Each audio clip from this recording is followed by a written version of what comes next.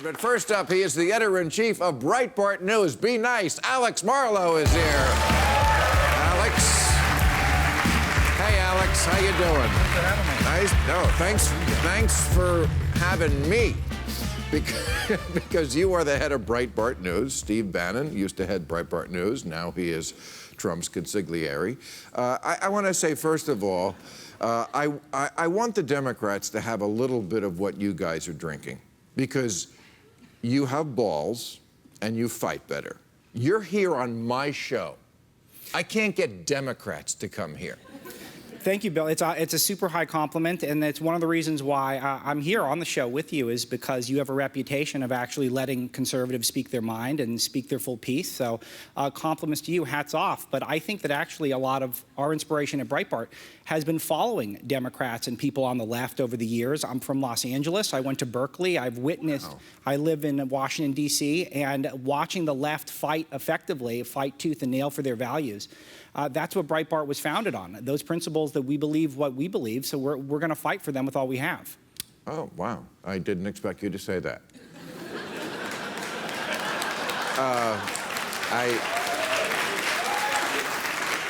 I don't think the left fights tooth and nail. They didn't even defend Obamacare when Democrats gave Americans health care, not herpes.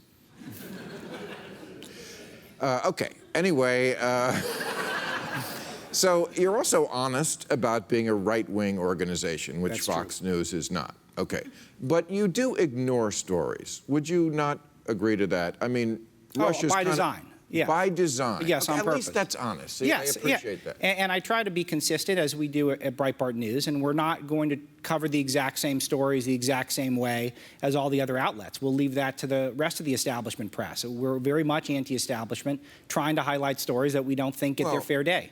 Okay, but there's anti-establishment and then there's anti-truth. If you are not covering Russia, which you are not, we checked, it's kind of a big story. I mean, even if there is no collusion, it's still a big story. All of our intelligence agencies, which right-wing patriots used to admire, they all say it happened. You don't cover it. How do you justify that, really? As I said, we don't cover it because every other outlet in the world, particularly the left of center outlets, which are the vast, vast, vast number of news outlets, are obsessed with this story, covering it round the clock for 9 months. The story really dates back. But not at all, Alex. Come on. No, we cover it a little if there's something big, if there's something that breaks that is a big, important story. But we don't have any evidence of collusion. We don't have any evidence of obstruction of justice yet. But you would agree with the 17 agencies? I'm asking. Do you agree that Russia did meddle and try to fix this election? Russia absolutely was trying to interfere. According to those agencies, I have no reason to doubt them. I have no extra insight beyond that. But is this something that is news to anyone? Do you think Russia tipped the election? I don't know if Russia tipped the election or not, but we know that what they released was true statements by Democrats that were incredibly embarrassing. And it's the sort of thing where the Democrats can look into. Well, wasn't that enough to tip the election if it was only 77,000 votes in those 3 states? Well, they did lose 30 states. The Democrats lost 30 states. So I don't know. Oh, I'm not saying that the I'm not saying the Democrats don't have problems. Look at it this way. You saw Titanic? Yes. My wife loves it. I love it. I'm okay with it. Maybe I should be with your wife. Okay, but I'm saying this because in Titanic, there's a point where spoiler alert, the ship hits an iceberg. It's not going to go well. And the architect says, you know, there's 9 compartments below. If 4 of them flood, we're okay. If 5 of them flood, we're fucked. Okay. Yeah. So I would agree. There are many compartments of this. They had a bad candidate, the Democrats, Hillary. I think she would have been a good president. Bad candidate. The Electoral College is fucked up. It was a year for the outsiders and liberals sulking about Bernie and bullshit about Hillary's the lesser of 2 evils. That's 4 compartments. But come on, Russia is the 5th compartment. You cannot claim to me that they did all this shit with the hacking and the emails, and it didn't tip the election. There's no doubt about it that Russia wants to sow discord in the United States. They want us to lose faith in our institution. But what's happening with this story is that we're 9 months in, no hard evidence of collusion. If you present evidence of collusion, Bill, I'll come back on the show and I'll eat some crow for you.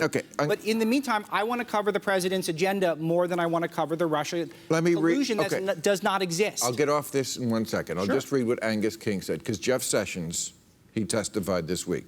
And Angus King, who I'm starting to really love, said, the question he didn't answer that really disturbed me, have you looked into what the Russians did? This is the Attorney General of the United States. Did you ask for any briefings? Do you understand the magnitude of what was done to us? And the answer was no. He said Comey essentially said the same thing last week about the president. They had 9 interactions, never asked how the Russians did it. This is the most serious attack on our country since September 11th. An adversary is aiming an arrow at the heart of our democracy, and these guys are just shrugging it off. If the commander-in-chief won't defend the country against an attack by a foreign adversary, isn't that the most impeachable offense there is?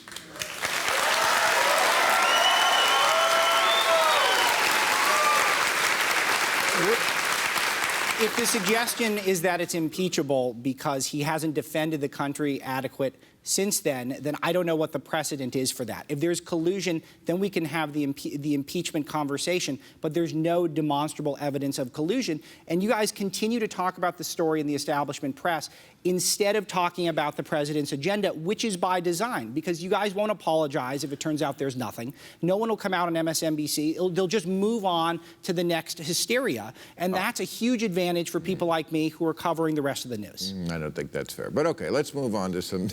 Let's go to free speech. Sure. Because that's something we both care about. Very much. And I think it's under attack from so many quarters in this country. You say you went to Berkeley. Absolutely. I didn't know that. I was the keynote speaker at their graduation a couple of years ago. I'm surprised they let you on campus. Well, they disinvited... they did disinvite me. Okay. And then there was an uproar, so they disinvited me. And then there was another uproar, so they re-invited me. But it's under attack on campuses. It's under attack by Donald Trump, who threatens reporters all the time. And it's under attack, as I'm sure you know, by corporations. There's this play going on, Julius Caesar. Yes. Okay. And there's the guy who is portraying Caesar is dressed as Donald Trump. It's plainly Trump. Red tie down to his knee. Yes. Crazy hair. It's Trump, and of course Caesar gets stabbed. Now, I'm fond of saying to Republicans all the time, if Obama did it, but really, if Obama was Julius Caesar and he got stabbed, I think the liberals would be angry about that. Oh, absolutely. It would be bedlam in the media. The same thing with the Kathy Griffin thing, with holding up President Trump's head with blood on it, which was not funny. I mean, it's bizarre performance art. And I really do think this stems with what, okay. I disagree with that, too. No. Yeah, I mean, I think when it is the president, there is this, I don't think they should have Trump playing Julius Caesar and getting stabbed. I don't, and I hate Trump. Okay, if a conservative comedian did that with President Obama, would anyone say it was funny? Anyone? Would one comedian... So we're agreeing that there are some places where free speech does pause. Yeah, well, it's bad strategy, certainly, to put that out there, because they all look like hysterical lunatics. And so, again, helpful for Breitbart, not as helpful for the Democrats. But what about this thing where corporations now are getting in the act, and if you do something they don't like, they pull their funding? Yes, absolutely. They pull their advertising. And I'll tell you that this really started, in my view, in the modern era with Breitbart, where a lot of people are boycotting Breitbart. And what they're doing is there's a lot of anonymous people online, cowardly people, we don't know who's funding them, we don't know who they are, who are putting out all of this misinformation about who we are and what we stand for, and they're trying to round up corporations to boycott us. And so what's happened is that corporations are now deciding what's free and fair speech, who can make a living, what opinions you can make a living saying now. And of course, now you're seeing the right fight fire with fire and want boycotts of when the left takes it too far in their Trump hatred. So it's a very dangerous path we're on. And I really do think, Bill, and I appreciate you giving me this opportunity, people on the left and the right who are free speech advocates need to come together right now and say the corporations are not going to define the First Amendment and free speech in this country. Yeah, I mean, I'm worried about it's also under attack with religion. I mean, I think now there are certain things about terrorism that you and I do agree on. Yeah. I think criticizing a religion, whatever religion it is not bigotry in itself, and I have to argue that on this show all the time. But come on, Alex, you don't really think a Muslim ban is a helpful thing, do you? I mean, that's a stupid approach to the problem, isn't it? Well, the stupid approach, the strategy part, I think is interesting. I think a lot of where the ban comes from, and again, it's not literally a Muslim ban. It is only highlighting countries that are not even necessarily the countries that have the most Muslims in their country. But I think the design is that people have lost faith, particularly the people in the Trump inner circle, that the government has the ability to effectively vet people coming in and out of the country. And until we do have faith that they can vet people properly, there needs to be extreme measures Most taken. of the recent attacks have been from people who have been here, American citizens. So why Yes, but they would got radicalized somewhere. They didn't get radicalized. Exactly. So what? But not. They weren't coming from another country. I think a lot of it is that people don't realize that American Muslims are about 4 or 5 million people, right? And in the world, it's a very different situation. It's 1.5 billion people. And I don't think the problem is here in America among American Muslims. I think we have to get them on our side. There's this ad I remember seeing over Christmas. Remember the Amazon ad? Where the imam and the priest send each other knee pads. Yeah. Do you remember that? Yes, yes. You know, and the idea is that, you know, they're buddies, and we send each other knee pads to pray, because there are many ways to God, and one is not better than the other. I think that actually happens in America, but I don't think it happens in most of the Muslim world. I don't think the idea that, oh, you know what, there are many ways to God, they're all valid, let's agree to disagree. I don't think that's a thing you find in Pakistan a lot. Right. But I think it is true of America. So why can't we get the American Muslims on our side instead of alienating them? Well, you know, I host a national radio show for Breitbart and Sirius XM every morning, and I love highlighting Muslim voices who are progressive and reformist and want to take out some of the misogyny and some of the hatred associated with radical elements of it. And I think it's an important place to start.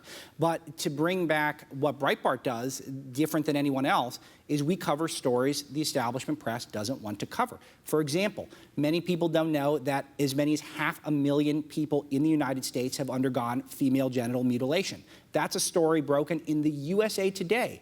Breitbart highlights those types of stories. I don't see those stories on CNN because I'm too busy hearing about the latest non-Russia story. But, okay, the non-Russia stories are actual stories, Alex. Come on. I'm heckling a little bit. All right.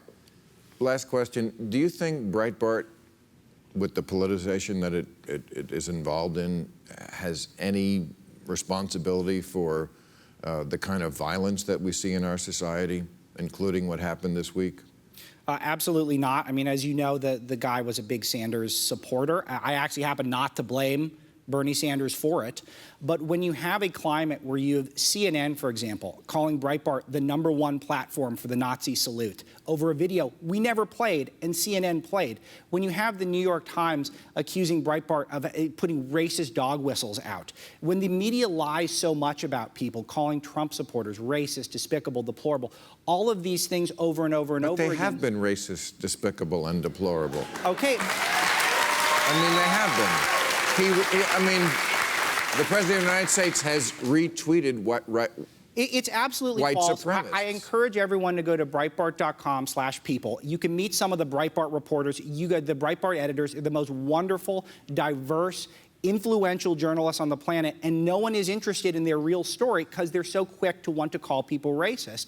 And it's not working. That is why so many Democrats are losing across the country. They lost 30 states. They're losing the governorships, the state houses. And so if you want to play that game, Bill, if you want to keep calling us racist, I don't think it's going to work for you. So please have at it. When you do, we will. Alex, thank you very much for having the balls to come here. I do appreciate it.